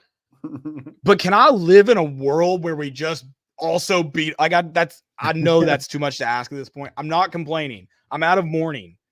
But can I live in a world where we also don't lose to Arkansas with a coach who's on his deathbed? Yeah, like they are ready to fire him. First Harley out of Fayetteville as soon as they can. But no, they get to beat a top 10 Tennessee team at night in Fayetteville. Like that doesn't feel like I'm asking too much. Yeah, and we only needed 20 points, Landon. We needed 20 points to win that game. It's true. I'm incredibly happy right now. People are going to hear that as me complaining. I'm not complaining. I'm just stating in a very boisterous way. I'm very happy. I've had a great weekend. I just saw that tweet and I was like, yeah, I mean, I'm with you. I won't argue that fact. I just want to live in a world. That's it. I have a dream. Yeah. Yeah. It sucks that we just went to that game too. That doesn't help. Since we're kind of like in me complaining old man Caleb territory, can I just have an airing of grievances? Can I do it now? Yeah, go ahead. Airing of grievances. Start the music, Joey. He's not even in here. Danny White, don't ever let the $1 Million Band, who ain't worth a dime, back. Don't let them march on Chilwaukins Field ever again. Yeah, what was that? They let away bands do it all the time, but they don't have to. They have to let them come if they elect to come. They have to get them the tickets, the seats, blah, blah, blah, all that stuff. You don't have to let them march. Don't let them march. Don't let them march. You know me. I don't care much for the fourth quarter song. I don't think it's a great choice. I will say it was a little bit better this week. Then the $1 Million Band starts playing in the middle of it. It's one of those things like let cool moments in sports be cool moments. Like let people enjoy the environment and don't shut up. You gonna get your team and fans fired up with a minute left in the timeout break? They were just being dicks. And I get it. It's a rivalry. You got to get your jabs in. Let's get our jab in, Danny White. Don't let them march. Oh, they don't let us march next time in Tuscaloosa? Who cares? Sure. It's one of those things. The fourth quarter thing I don't care about it. I really don't. But Tennessee does something for it. Let it be that moment. It would make me mad. I hope Tennessee didn't do this. It would irritate me if Tennessee in a rivalry game at Florida played during I won't back down. That it's just one of those things like let it be. It's a cool moment. Just let it be. We don't need to hear your terrible fight song. Rocky Top's not terrible. I'm talking about whatever Alabama's got going on. We don't need to hear it. It's probably about another state too. Right. Probably. Yeah. And they played at another moment. I can't remember what it was. It's one of those things. Just be your visitors. Be visitors. Somebody did ask me, they're like, why is their band getting up? And I was like, I don't know, but I'm about to go get something to eat anyway. So Tennessee usually marches at Tuscaloosa. They marched at LSU. But anytime they travel the full band, they'll march. I shouldn't say anytime because they might have it. I think they did at A&M. I think what's the whole $1 Million Band thing? I don't know. It's dumb. I don't get it. They had it written like all over the. That's their name. That's their Pride of Southland. They're the $1 Million Band. Yeah. Let them have it, I guess. They need something. Interesting. Next, area grievances. Now, and I want to get your thoughts on this. Okay. So, and I thought about the moment. So Nico's injury happens where they review that fumble or potential fumble.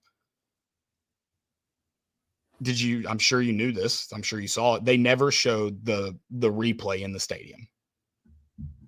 Even worse, they showed the advertisement for Tennessee LASIK next to something that wasn't playing, which I made the joke. Tennessee LASIK still can't see anything. So that's just bad advertising on operations team's part. But why do they put in a new Jumbotron, Landon? Why are the fans not allowed to see the replay? Yeah, I felt the same way yesterday. I was like, what? Like everybody kept staring at it. We're like, and maybe that is like really good advertisement because they have to physically just stare at it, waiting. Yeah, but I'm also like, if I get LASIK there, am I still not gonna be able to see anything? That's true. Well, what are we doing? Okay, and then so I say that really loud. I'm complaining because our game day operations crew, they do really good stuff. Florida, they handled I know the broadcast. I'm sure the broadcast showed it plenty of times because people want to see when something's under review. I'm talking about the Jumbotron. They do a good job most of the time, but sometimes I'm thinking, do they know what fans want to see? When there's a tight play, we don't want to see someone dancing. We don't want to see a crowd shot. We don't want to see an old highlight. We want to see what's going on. We want to know what's going on. Similar to getting the ref's mic to work, that's not a complaint about the Alabama game. General complaint. Sorry, not complaining. General statement in a boisterous way. Well, I make the comment that why are they not showing it? And a guy behind me goes, they don't show tight plays because if the crowd groans, the officials may know to flip the play.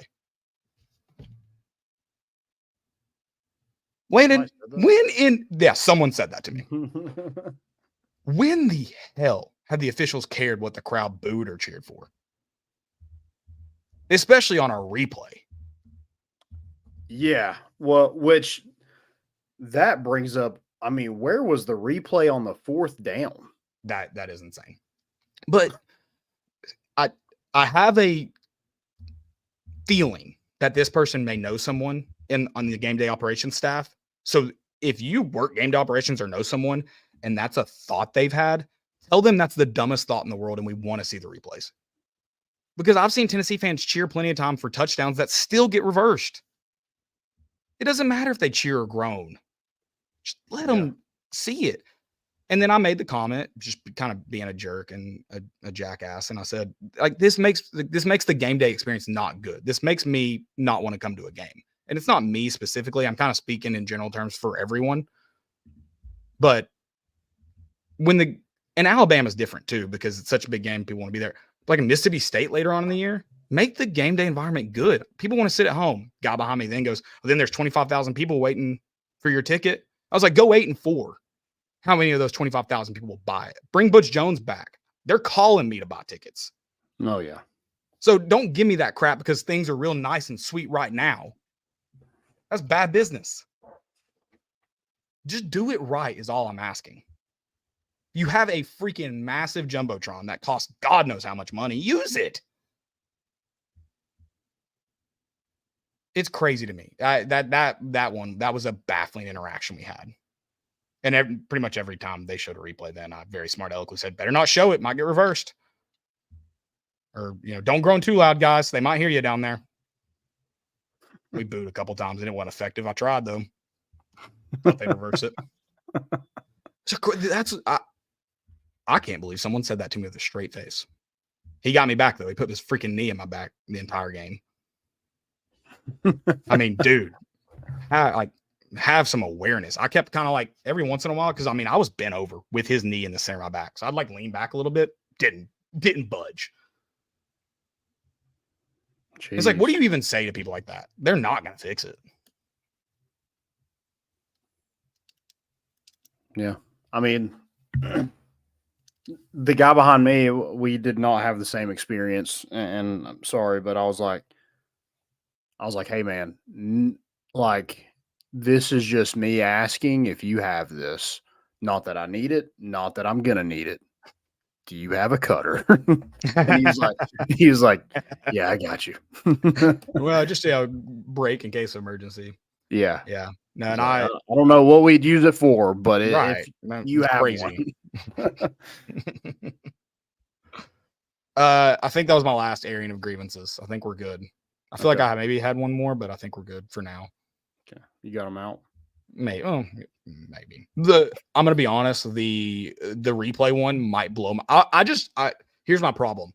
It's such a silly, stupid argument. That rebuttal that guy had. I need to say it to someone and someone go, yeah, I think that's a good point. Because until then, I'm going to continue being so baffled. Like I think that's one of the dumbest things I've ever heard. Maybe I'm alone. I don't know. I'm gonna wait. I'm gonna do it till I find out. There you go. Do it till I find out. Yeah, let me know. Let me know what you find out. Yeah.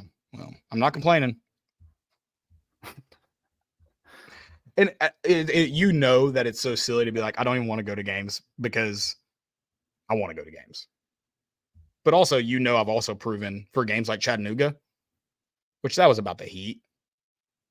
But you also know there's someone in me that won't go to a game if I want to be comfortable. Yeah. Well, hey, and you also get to be comfortable this weekend. I'm so excited. Well, I need a break. Yeah, we've had a rough couple weeks, kind of going through it. We wouldn't have it any other way, but right. it takes a lot out of you for sure. Also, one more note: the amount of how many people on those season ticket wait lists do you think are scalpers? And I think the wait list is bullcrap, by the way. Because I signed up for 2 basketball tickets. I got a call Friday 4 times. I signed up for football before this season, and I got like 6 emails and 1 phone call. Because I was going to see about getting 2 more, and I did it from an account that I don't have season tickets on right now. I did it from a different email, not on purpose, just accidentally because Ticketmaster is incredibly dumb. I bought 4 more this year. Right. I don't think there's a wait list. I think that's a load of crap. So for that guy behind me, also not true. Yeah. I mean, I think baseball might have one for now. Even then, I don't think there's not that big of a list. It's not. Here's the thing.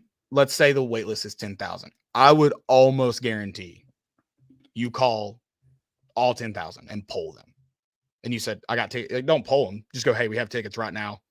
Get the credit card out. Maybe 1,000 would buy them. Maybe 10%. Yeah.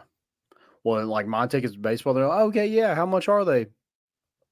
No, I'm good. Thanks. Yeah. No, I mean, yeah, it's people who want season tickets, they'll find a way. Cause there's people that sell season tickets away. Like so it's bogus. It's not true. Kind of like what are your thoughts on the decibel meter? I tweeted that today. What are your thoughts? Do you think that one on the Jumbotron's real? Well, yeah, because like when they have like go to timeout, like it doesn't go all the way down. So it's not right. I don't think it's real. I think it's a tool to get the crowd going. Yeah.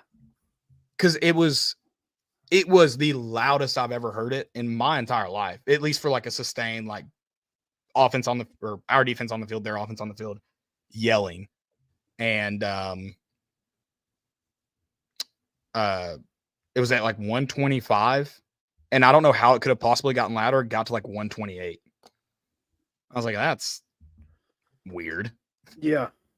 It's like, and then people kept yelling. I've been screaming for an hour and a half. Like I know it should be going up. Like I scream a little bit louder to see if it goes up a little bit more, and it doesn't. And it kind of pisses me off. I know that that decibel meter is going up at least a little bit because I'm screaming a little bit louder. Right.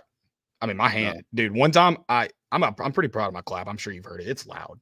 Yeah. In that loud stadium, I was clapping sitting down, and the guy in front of me turns around, like, "What are you like? How are you?" Like, I clearly wasn't like that. Clap was like hurt or annoyed him or something. I'm like that. This stadium's really loud for you to notice my clap. Thank you. That's an honor. Yeah, I can't yell. I don't know how people yell. I yelled a lot. And it hurt my head to yell. I'm a big me yelling so I'm not a big yeller. I wish we had like high school stands so I could stampede, you know? There's people that try to do that where we are. I'm not doing it. Yeah. It just hurts. Yeah, nah. I do want to commend the stadium operations team, Landon. I thought last week they executed the dancing Dylan Sampson, if you will, really, really well. You go with the moment. Awesome. And I said they were going to overdo it this week. I was like, yeah, well, that was fun while it lasted. It's going to be really annoying this week. Only showed him one time, and it was well executed. So I would like to commend them for that. That was well done. Yeah. Agreed. Keep him coming. Good luck. Yeah, but not too much. Just a healthy dose. Mm-hmm. Sure. Healthy dose. All right. Well, let's got one question. How are you feeling with this offensive line and Nico against a Kentucky defensive front?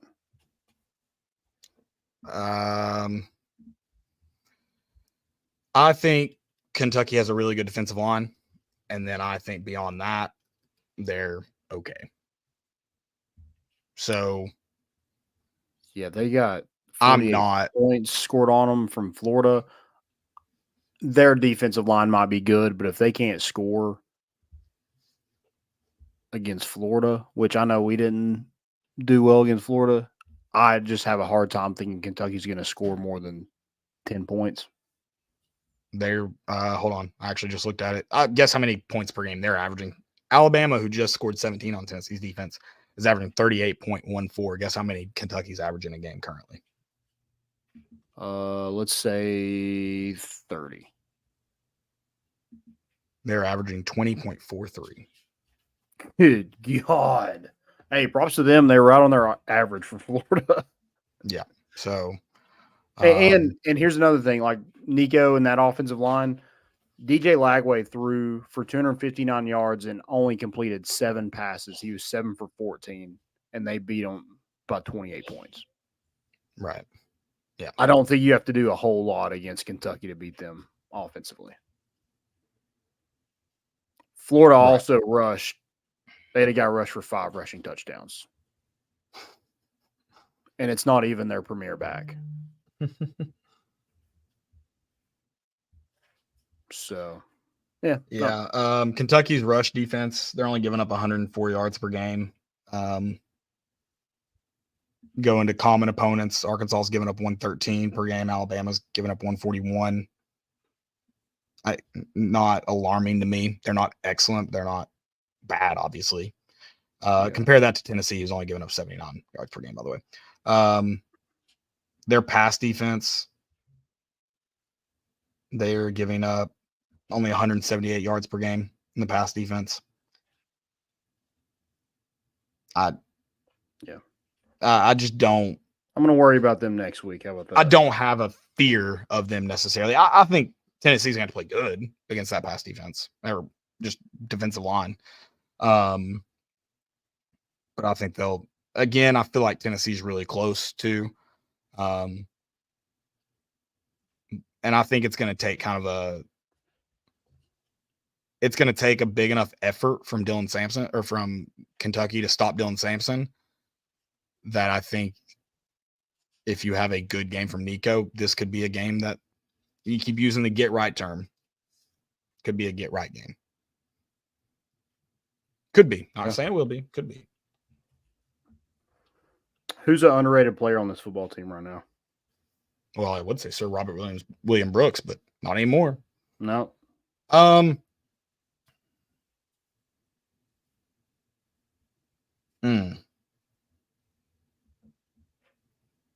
I hate this because I feel like it's tough for us because we try to give like as much credit as possible. I feel like you could pick someone in that 2 or 3 deep defensive line to throw out there. Dominique Bailey, I feel like would be a good pick, but man, like how could he possibly be coined underrated after last night's performance? Yeah.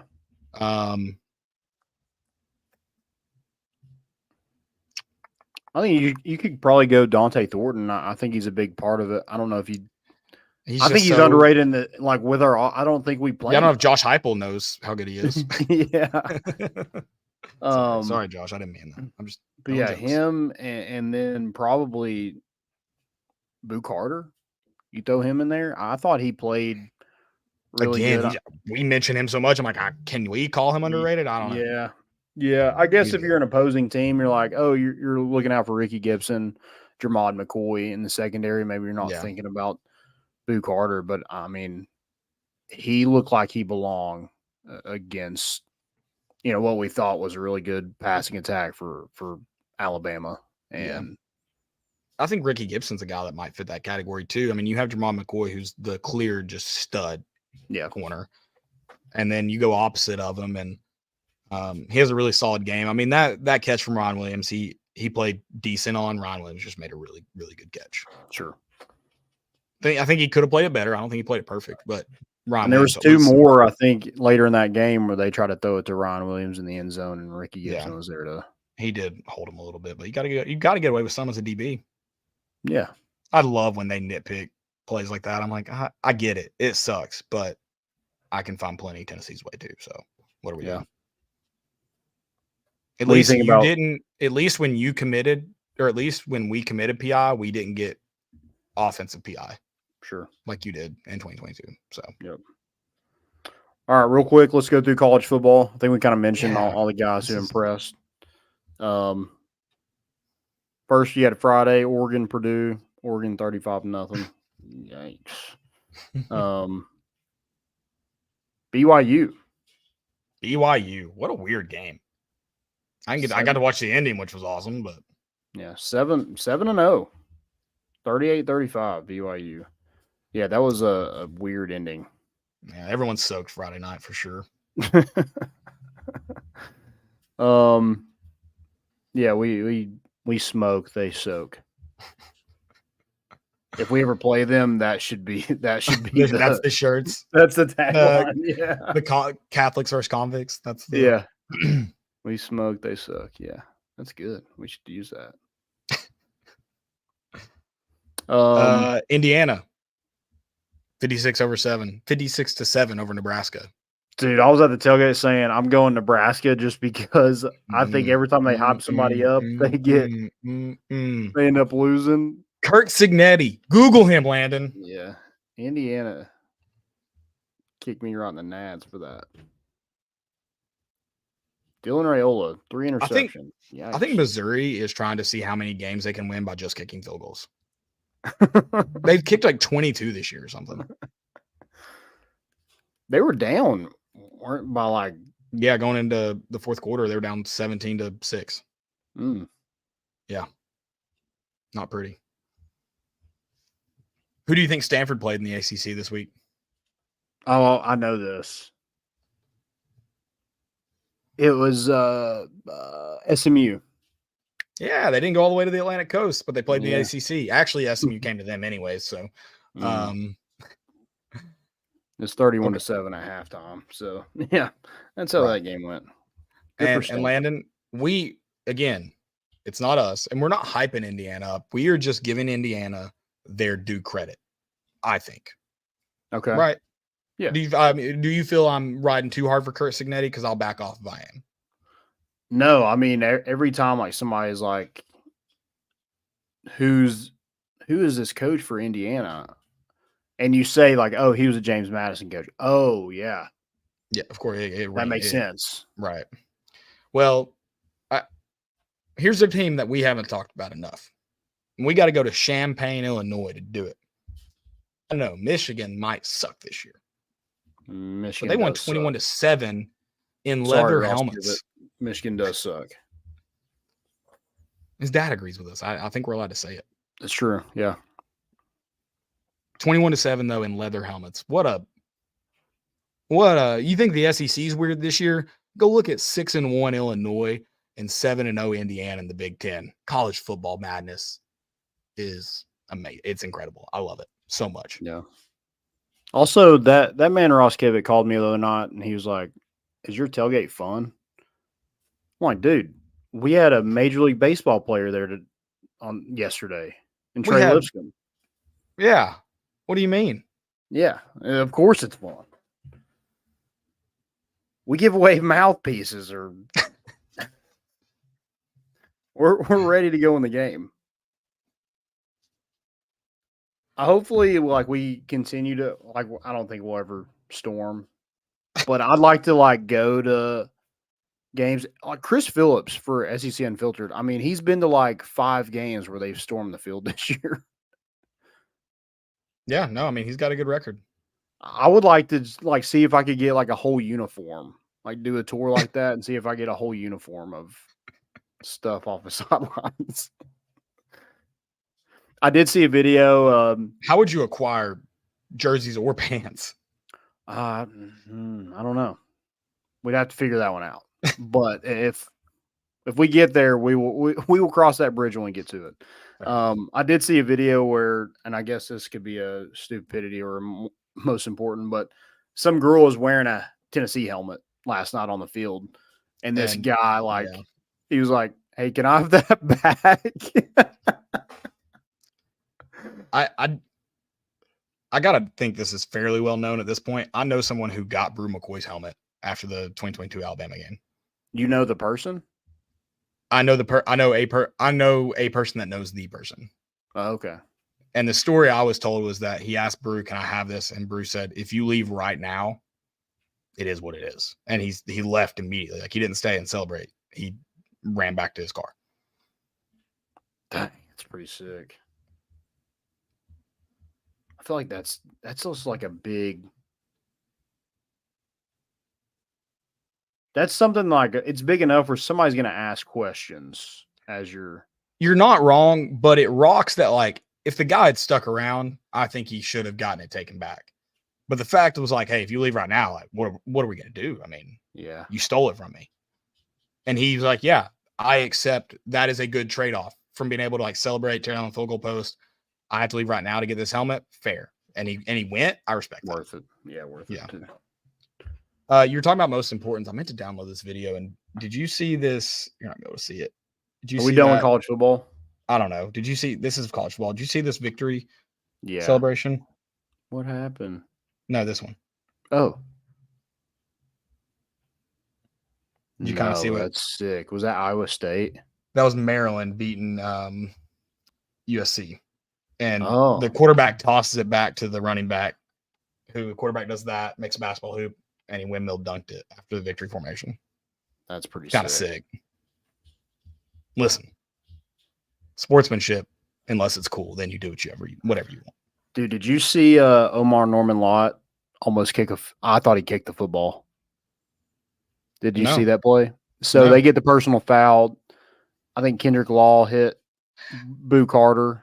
How did Boo Carter not? I thought he made more contact. He did just kind of like he throws the dude's hands off, but then goes back one more time and just kind of swipes his face mask. In real time, I thought it looks like a punch. It looks like a punch. Also, if the official didn't see that, that's just a quick jab like that. I mean, you get credit for having such a quick jab. I think he didn't get as much of his helmet as I thought he did in real time. He swiped him for sure, but like not as bad as I thought it was in real time. But Omar Norman Lott, I thought he kicked the ball, and it was one of those where you like kick at it and like, but you obviously miss. Dude, I thought he kicked it, and I was like, I mean, I thought Boo Carter threw a punch. I'm like, I saw it, so I saw the kind of scrap. Yeah. I was like, what are we doing? You baited him and everything. Yeah, you got what you wanted. Right. Ended up working out. One of their players stood over the ball when we had it in the red zone. Don't know how they got away with that, but whatever. Miami won 52-45 over Louisville. The Georgia-Texas game, SEC is just a mess. Everybody's got one loss. We'll figure it out. I think LSU and Texas A&M play this week, so that'll figure one of them out. Texas has 0 wins over a current top 25 team. Wait, is that right? Is that am I thinking of the right team? Yes. Because Oklahoma's no longer in it. Michigan's no longer in the top 25. Yes. Right? Oklahoma got bounced out, right? So does Tennessee have one now? Tennessee has one current. Florida. Did they get in? I think they are. Tennessee has – okay. They weren't top 10 at the time. And I know you got to kind of look at it, but Notre Dame has – this is crazy to me. When I was looking at the rankings, I was looking at last week's rankings when I was looking over all of this. Because I was like, none of this makes sense. I shouldn't say none of it, but a lot of it doesn't make sense. Obviously, Alabama until this week was getting credit, even after a loss to Vanderbilt, who was unranked at the time. They're getting credit for the win over Georgia, which was before the Vanderbilt loss. So I don't know how that equates. They were ahead of way too many people, in my opinion, to have a loss to Vanderbilt, right? Yeah. Okay. So Notre Dame, who's currently ahead of Indiana, they were last week as well. They have one current top 25 win over Texas A&M because Louisville's no longer in the top 25, and a loss to Northern Illinois. How? I know Indiana hadn't beaten anybody, but they also haven't lost to anybody, and it's not like they lost to a top 10 team, even at the time. How do you have a loss to Northern Illinois and not get punished for it? Yeah. Well, they're going to get punished because they play Navy this week. So, God, I hope so. I hope so. Army Navy still undefeated. Love it. Yeah. I mean, that's the game I'm going to watch. That's the game I'm most excited for this week. I don't care. I don't even know who else is playing, but I'm excited for Navy to beat Notre Dame. Vanderbilt got in the top 25, and probably deservedly so, but they do have a loss to Georgia State on their record, by the way. We just need to make – people have to remember that. They did lose to Georgia State. Well, they have to rank them because Alabama needs the resume padded, so Vanderbilt has to be good. They can't get beat by, like, one of the worst Vanderbilt teams in history. Like, that would be crazy. That's a good point. We could end this year with Boise State ranked higher than Alabama. That kind of rocks. What about Navy? Or Navy. Or Navy, Army, and Boise State. Navy, Army, Vanderbilt, all military schools. Texas A&M, maybe. Right. Also, Miami, I don't disagree, Monty. Miami is a joke, but you respect them enough to have them where they're at. They've won every game they've had to play. How's Ohio State, who has not beat anyone? I know their loss was to Oregon, but they've beat literally no one. How are they ranked ahead of them?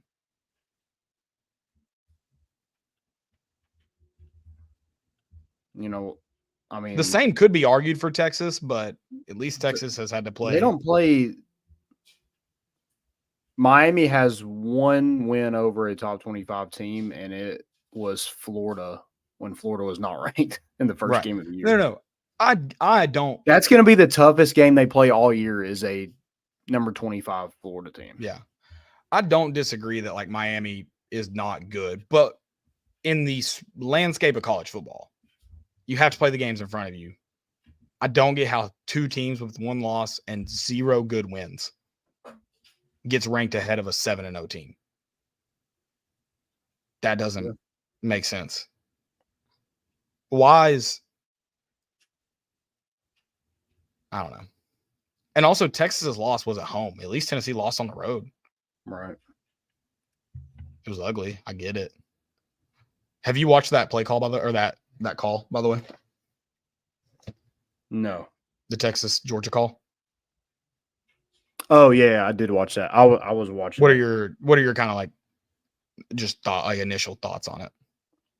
I mean, I don't think it should have been called a PI.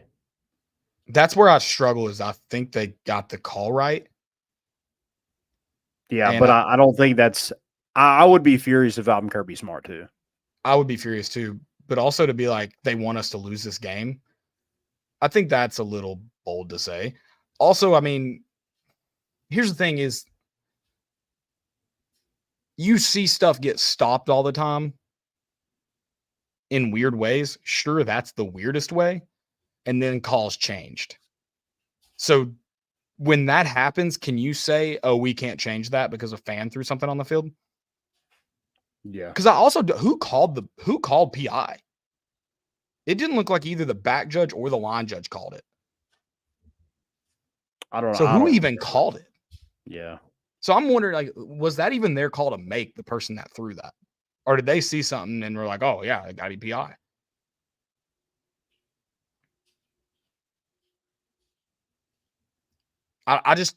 I struggle with it because I think they got the call right. Yeah, I agree. I think does it set a bad precedent? Like they're throwing all the stuff on the field. And then Kirk Herbstreit is like, well, I mean, it was because they threw all the stuff on the field. Like they're like praising them for doing that because it helped Texas out in that. Does it set a bad precedent? Potentially, but I mean, people are already doing this. It's not anything new. Right. But I also think it sets a really bad precedent if you go, well, we could get this call right, but there's a beer can on the field. Better not do it. Yeah. I think at the end of the day, if you get the call right, you get the call right. I think that should be the main focus. Yeah. And I don't know how it happened, so I don't like that. But they didn't, like, people were like, they reviewed it. It's not unreviewable. They didn't review it. They had another meeting. Yeah, I just don't understand if you throw a flag on a PI, there has to be a reason why you do the flag. It's not like, oh, I thought I saw this. Did you see it or did you not? I don't think you can pick up that flag.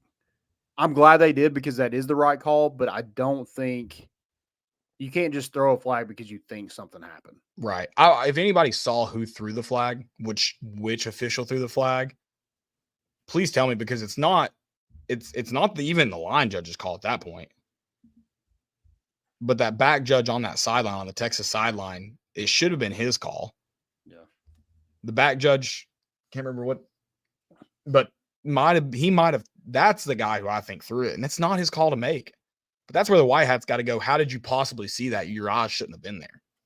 Yeah. That stuff happens, which it's benefited Tennessee sometimes. It benefited Tennessee in 2022 Alabama game where a back judge refused to call it. Another guy comes in and throws it. And it's like, yeah, I mean, I guess you got to pick up your teammates sometimes there, but golly, dude. I don't know. Yeah, I don't like how it happened, but I think at the end of the day, your goal as an official is to get the call right. So, yeah. We've gone on and on enough. I know. I'm sorry. No, you're good. Guys, go check out roback.com. Use promo code More Important Issues for 20% off your first purchase. The best quality clothing. You saw a lot of people in the polos on Saturday. Will Compton, yeah. He had Roback on. Yeah. We need to get that shirt. Oh, was it checkerboard? I didn't know that. Yeah. Yeah. Promo code More Important Issues for 20% off your first purchase. RHOBACK, roback.com. I don't really have, most important, I just had Will Brooks and Tennessee beating Alabama. Any win over Alabama is a good win. Sir Robert William Brooks. Oh, sorry. Sir Robert William Brooks. Sorry. We got to get used to it. It's fine. Yeah, it's a little practice for sure. Anything else for most important, Fails? No, I had that one. I mean, I could talk about a lot of stuff in the Alabama game, but we talked about a lot, so we'll save it at that. Cool. Fail, I'll just say real quick, Antonio Brown spoke at a Trump rally? Political. I wasn't going to say, I was just going to say political rally. Oh.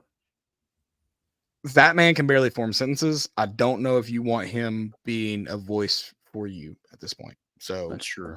I know I'm not a campaign got manager a big Twitter following though, so I don't know if that helps. Right. His whole thing is he runs an account, hashtag whatever you want to call it, called CTE ESPN. CTE ESPN. It's true. Yeah. He is somewhat self-aware, clearly. Yeah, it is funny. Yeah, just that's. Did you listen to any of it? I just saw it like when we were about to hop on. It is somehow the most incoherent thing I've ever heard in my entire life. It's incredible. That's crazy. That's crazy just to think about. That's the most incoherent thing you've ever heard from Antonio Brown, because there's a lot of stuff that he says. Right. I don't.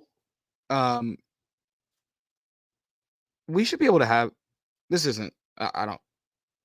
He shouldn't be allowed to speak publicly ever at anything. He's a danger to himself and society, about it. Yeah, that's true. All right. Phil, I'll go Alabama fans. How about that? I mean, just throw them all under the bus. $1 Million Band. That seems to be a fail for me. I don't know how I didn't know that, but saw it on a truck, and I'm like, that's the dumbest thing I've ever heard of. So, guys, thank y'all for listening. I know it was a little bit longer, but we enjoyed it. Go Vols. Hope you smoked your cigar. I'm a little dry today. I don't know about you. I brushed my teeth 3 times. And I actually like the after day like hint of it, but it was very strong for some reason today. So yeah. But we enjoy it. Back to work tomorrow. We'll be back on Thursday. We're bringing the boat in, and we out.